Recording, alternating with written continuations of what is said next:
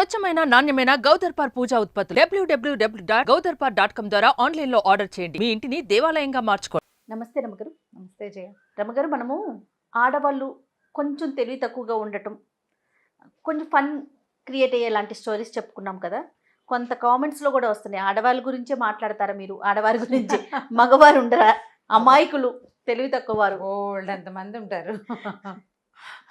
So మా ఆడవాళ్ళంతా హ్యాపీగా ఉండాలి అనుకుంటే మగవారి గురించి కూడా చెప్పాలి. అలాగే బోల్డ్ అని చెప్తుంటాం, కథల్లో కనపడుతుంటాయి అమాయకపు భర్తలు, వాళ్ళ కథలు, అమాయకపు భర్తలు కనిపిస్తారు. చిన్న కథ చెప్దాం, పిల్లలకి చెప్పడానికి చాలా సరదాగా ఉంటుంది. ఒక ఊళ్ళో ఒక వెంగళప్ప అని ఒక ఆయన ఉన్నాడు. ఆయన కొంచెం అమాయకుడు పాపం. సరే, భార్య ఎట్లా కొట్లా ఆయనతో మేనేజ్ చేసుకుంది. ఆవిడ కొంచెం తెలివిగలది, కాస్త చుట్టుపక్కల వాళ్ళ సహాయంతో. పల్లెటూళ్ళల్లో ఏముంది, చుట్టుపక్కల వీడు కొంచెం అమాయకుడు కదా అని కాస్త ఏమైనా పని సాయం అది ఆవిడికి చేసి పెట్టేవాడు. ఓసారి ఏమైందంటే పక్క ఊళ్ళో ఏదో పెళ్ళి వచ్చింది.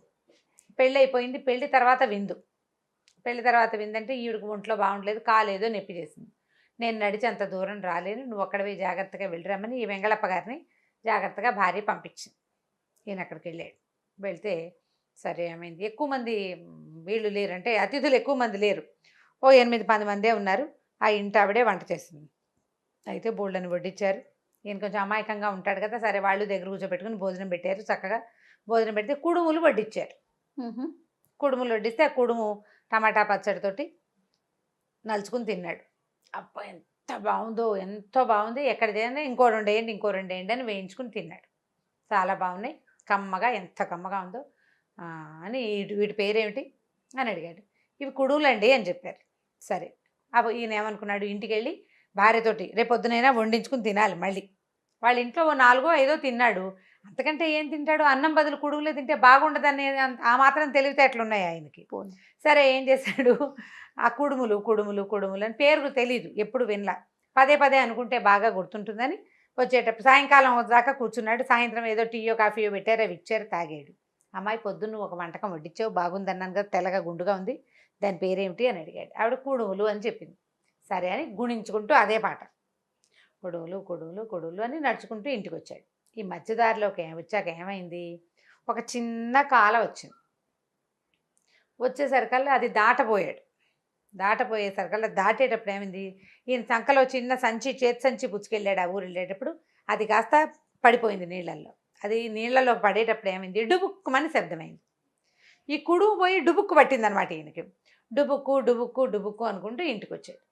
అక్కడి నుంచి వాళ్ళ ఆవిడ అడిగింది, ఏమయ్యా బాగా చేశారా ఫంక్షన్, అది పిల్లాడు బాగున్నారా, ఎంతమంది వచ్చారు అంటే, ఉండు అదంతా కాదే, అక్కడ ఒకటి తిన్నాను, చాలా బాగున్నాయి, అది చేసి పెట్టవే అన్నాడు. అలాగే ఇలా ఏమిటంటే డుబుక్కు అని చెప్పాడు.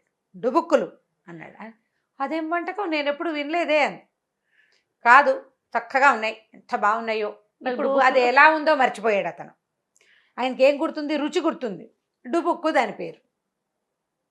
అక్కడి నుంచి అది కావాలన్నాడు. అనేసరికల్ నాకు తెలియదు అంటే, ఎందుకు తెలియదు నీకు, వాళ్ళ ఇంట్లో చేశారు, వాళ్ళు మీ చుట్టాలే, వాళ్ళ ఇంట్లో చేశారంటే మీ ఇంట్లో కూడా వచ్చి ఉంటుంది, నాకు డుబుక్కులు చేసి పెట్టు. ఈ డుబుక్ అంటే ఈవిడేం చేసింది, సరే నువ్వు ఇంట్లో ఉండని మొగుడిని ఇంట్లో కూర్చోబెట్టి ఆ సందులో ఆ పక్కన ఈ పక్కన ఆసమ్మ ఓసమ్మ అమ్మలక్కలందరి దగ్గరికి వెళ్ళింది. డుబుక్కులు అనే వంటకం ఏదైనా వచ్చాను, అందరూ నవ్వారు. డుబుక్కులు ఏమిటే నీ మొహల్లాగా అంటే, ఏమో మా ఆయన అక్కడ తినొచ్చాడు, దాంతో అయింది. ఈ లోపల ఏమైంది, బయట కూర్చుని ఉన్నాడు కదా ఇంట్లో, మెల్లిగా నిద్ర పట్టింది, పడుకున్నాడు, నిద్రపోయాడు. సరే, ఇంటికి వచ్చేస్తే భర్త నిద్రపోతున్నాడు. సరేలే, ఈ పూటకి ఆ డుబుక్కలు కోలేదో వదిలింది కదా అని అనుకుని సరేననుకుంది. సరే, ఏమైంది, తెల్లారిపోయింది. మర్నాడు పొద్దున ఆయన చెమట పోస్తూ నిద్ర లేచేసి బయళ్ళని అడిగాడు, ఏమే డుబుక్కులు చేసావా అని. అనేసరికల్లా ఇప్పుడే కదా నిద్ర లేచాను, ఏం చేయడం, ఆ డుబుక్కులు ఎవరో మన ఊళ్ళో ఎవరికి తెలియదు, ఏమిటో ఆ డుబుక్కులు, నాకు తెలీదు, నేను చేయలేను, కావాలంటే మళ్ళీ వాళ్ళ ఇంటికి వెళ్ళి వండించుకు తిందు కానీ అని తిట్టింది. నువ్వు నీ పేరు ఎక్కడి నుంచి తెచ్చావో, వాళ్ళు ఏం చెప్పారో నువ్వేం విన్నావో.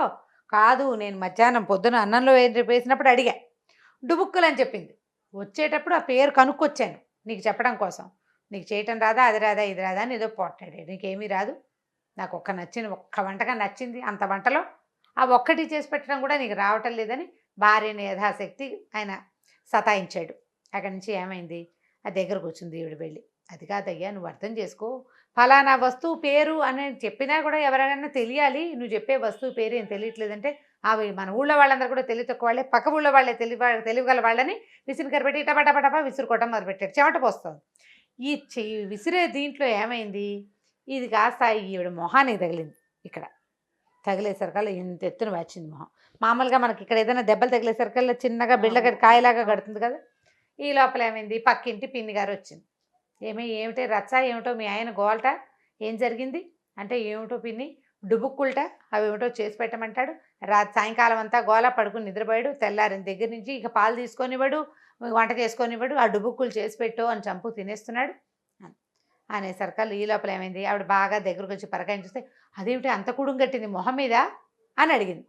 అడిగేది డుబుక్కులు కాదు కుడువులు అని అడిగింది. అందరూ నవ్వారు అక్కడ పక్కింటి వాళ్ళు.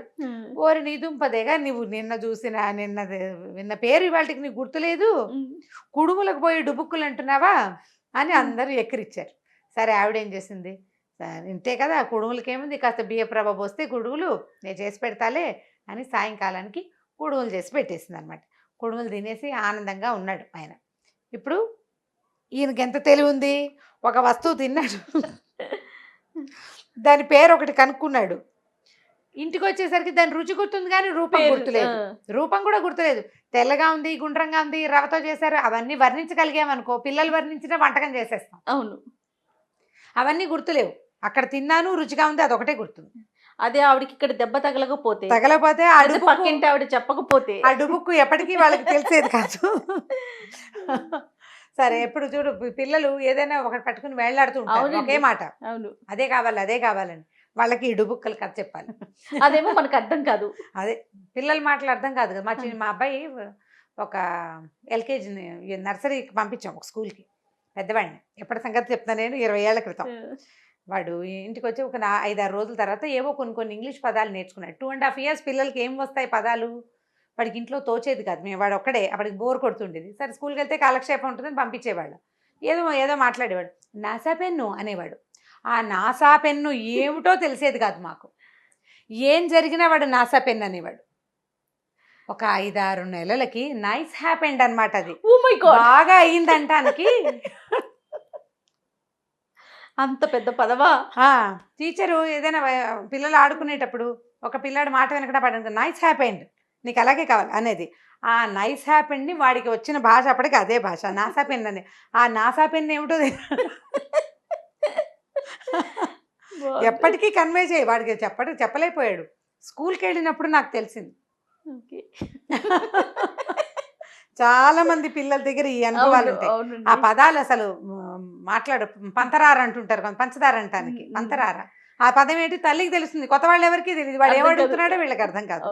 ఇప్పుడు ఈ వెంగళప్ప గారు కూడా పిల్లలతో సమానం అన్నమాట. మనకి ఇలా ఉండే వాళ్ళు కనిపిస్తారు.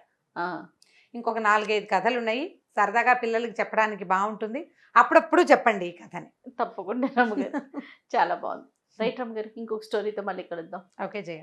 ఇక ఈ వీడియో కనుక మీకు నచ్చినట్లయితే లైక్ చేయండి, షేర్ చేయండి. మరిన్ని వీడియోస్ కోసం మా ఛానల్ని సబ్స్క్రైబ్ చేసుకోండి.